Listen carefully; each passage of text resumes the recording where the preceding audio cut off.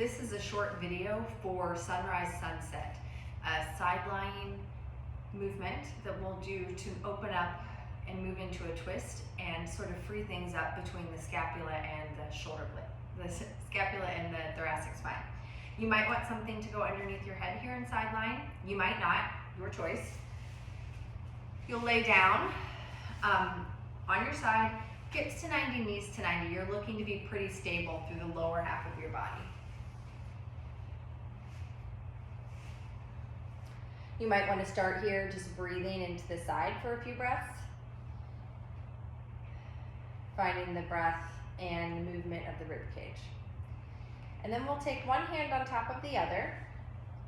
This is more of a demo, so you can do this at your own pace moving forward. So take one hand on top of the other, and then keeping both elbows straight, you'll reach your fingers towards one wall and then draw them back towards the other wall, letting your shoulder blade move closer to your spine. So you're just sliding your fingers back and forth. And as you do this, you should feel your shoulder blade sliding and moving on your back.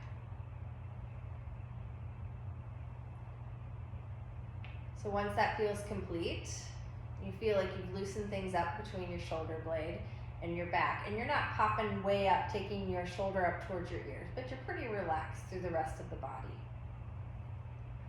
And then we'll move hand up towards the ceiling. So you'll take your top hand and reach it up towards the ceiling. Everything else stays pretty still. You'll just come up and back a couple of times. Feeling nice and supported. Hand up towards the sky. Okay, part 3 is to roll open. So your pelvis and legs are going to stay where they are, but you'll start to move your rib cage. The head can follow as you move into a twist. And then you'll come back. So a couple things of note here is that as you move up, your arm is not the leader. So it's not like you take your arm back and then maybe the rib cage follows a little bit, okay? But everything from the top half of the body is moving as a unit. And so if you feel like the arm is too much of a lever, you can always take it down, kind of hug the rib cage with your arm. That way they feel connected, and then you just, again, roll open, moving the rib cage in relation to the pelvis. And I can feel my top leg sliding a little bit here. I'm a little tight this morning. But be aware of that. Like, do you feel like your pelvis, as you start to roll, does your pelvis go with it? I'm exaggerating the movement there. But the idea here is that this stays still and the rib cage moves